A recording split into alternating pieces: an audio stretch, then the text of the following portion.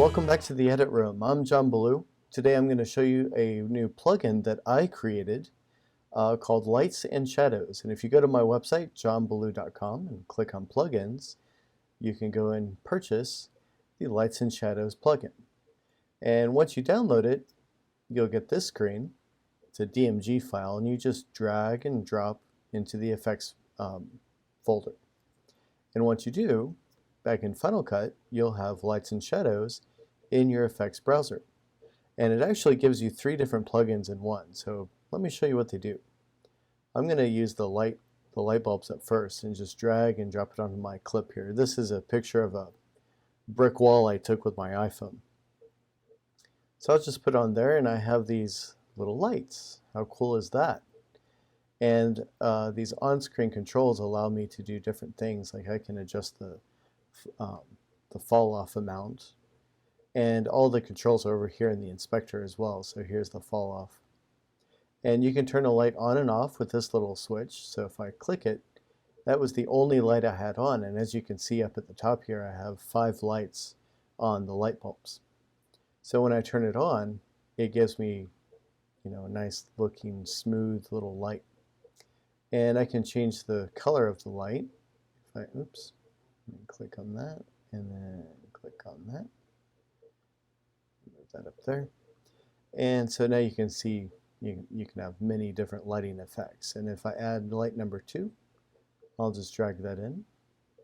So cool. So happy to be able to do this. And in fact, if I change the hue of light 2 to maybe blue, as I move closer, you can see the purple that's happening here. So these lights are additive. So blue and red make purple. So I thought that was a really cool feature. And then the intensity is how bright it is, and the fall off start is where it starts to fall off.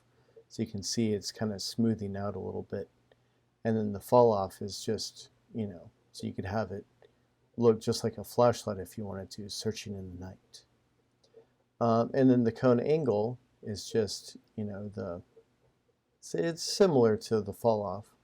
And then the soft edge, if we take that down and then take the cone angle up, see, you no longer have a soft edge. You can have a really sharp edge depending on what controls you want. And of course, all of these controls are keyframeable. Okay, so that's light bulbs. Let's go to the next one here. Same brick wall. Accent lighting. I'll just drag that in. And at first it looks like the same little light. But I actually put this light here for a reason, and it's very similar to the first light bulbs you just saw. But for now I'm going to turn it off. It's this first ambient light. And then light number 1 is down here at the bottom. So you can see it's more of like an accent light in the background. In fact, all of these, you can turn on and have a really cool little base light effect. And of course, there's 15 lights here. Light number 14 is here in the corner. And you can also rotate these lights if you wanted to. So you can create a nice little effect if you wanted to animate that. So let's take a look at what this might look like on an actual shot here. So here we have a room, some books, pretty boring. I'm going to put the accent lighting on it. And all of a sudden I have, this light. I'm going to make this a little brighter by dragging that up. And we'll just put it right here on the floor maybe. And I'll scroll down to, I think it was light 14. No, let's do light, what was it? I can never remember these lights. I should make a little, there we go. I wanted this corner light on. It's not too bright, so I'm going to take the intensity up and maybe change the fall off a little bit. There we go. And then maybe I'll do light 11 as well. Now, if you want to turn off the on-screen controls, you just scroll all the way to the top and click on Effects. And then so there's, before and after. If you select the effect, you can get the on-screen controls again. You can continue to move the lights around to where you want to put them. In fact, I might take that up a little bit and make that a little bit brighter. So as you can see, you can create some really cool depth, perception of lighting. Um, Now the third effect here is a cucoloris or cookie. So I'll just drag that onto this here, and you can move it around, and all it is just, basically creating shadows on the wall. And you can make it bigger or smaller. And over here you have the blur effect, and you can take the blur down. You can see my my little blobs here. Now if you take the blur all the way up, it only goes to 64, which isn't quite enough. So you can actually click and scroll up. I'm using the trackpad to scroll, and you can really blur it out if you wanted to. Also, changing the opacity helps as well. If you just have a little bit of opacity, now you have some cool looking foliage, basically is what that is. But other than blob, there's a lot of different, there's like window blinds, a couple of versions of blinds actually. And well, let's just move on to this green screen effect here. I want to take my subject here and use these lights on the green screen. So if I hit V, I can turn the background off, and you can see she's keyed out. So I'll start with the accent lights. I'll just drag that in. And we've got the spotlight in the background. Maybe she's pointing to a product or something that I'm going to put on the screen. And then maybe I'll do light 1 and light 2. And I can drag this around however I want. And I want to change the intensity of the light, make it a little bit brighter there. Not too much. Same with light 2. And then light 4. Actually, light 5. And we'll do light 8. So that's these lights up here. Now these top lights, I want to change the color. So I'll change the hue. And I want to actually pick the color purple from her shirt here. And when the color is dark, there's no light. But when it's bright, there's light. So black is no light, and the brighter is light. I want to use the same color for the other light, so I'm going to just save it here by dragging it there. And then up here on light 5, I'll click on this and just click on that hue. And it creates a really interesting look. And I'll close that up and click on effects, and we can see, we're getting there. It's pretty cool. She's well lit and has a really cool background, but the problem with her is that we've got all these shadows going on. I want to put some shadows on her as well. So I'll just select her and then use these light bulbs and drag that on. How cool is that? So I'll make that a little brighter, and then maybe light 2 I'll bring here and make sure it's turned on.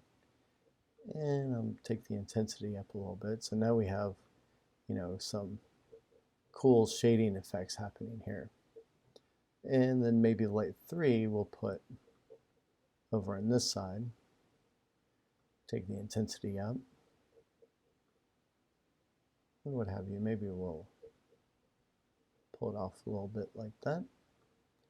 And so now here is before and after.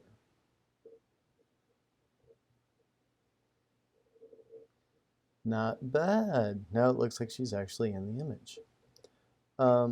So light 1 I put on her face there. I'm going to select that light. And what I want to do is under position here is I'm going to keyframe it. So I'll set my first keyframe. And then as she moves her head, right, I'll move it with her head. And you can see it automatically set that keyframe. So now you can see the light is moving with her face.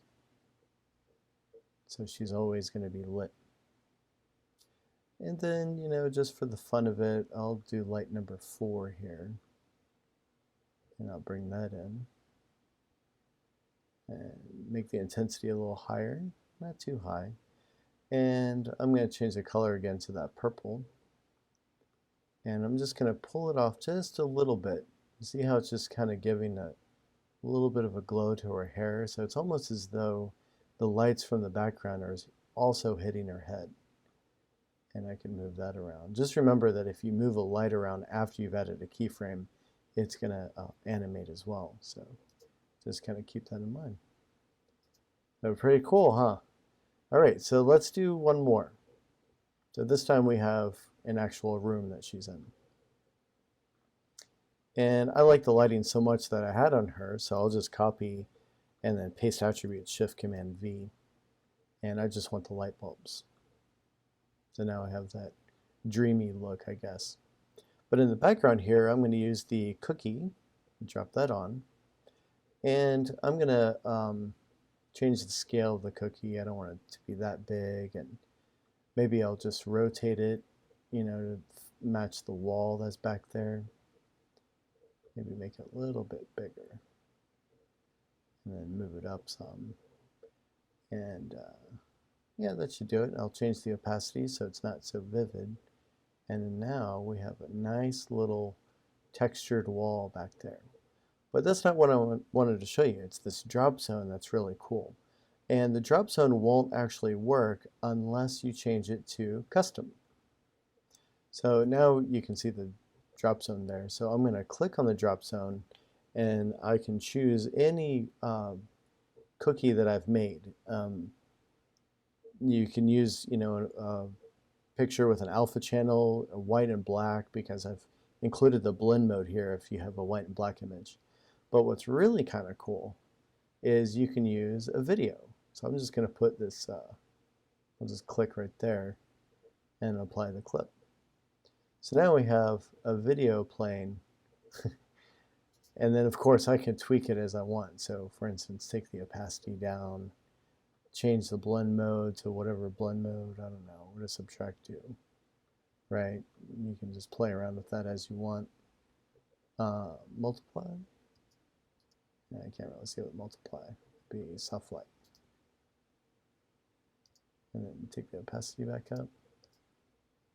You just want to make sure that the video that you put in there is the length of your clip. If it's shorter than the clip, then of course the video just stops playing and you won't have that.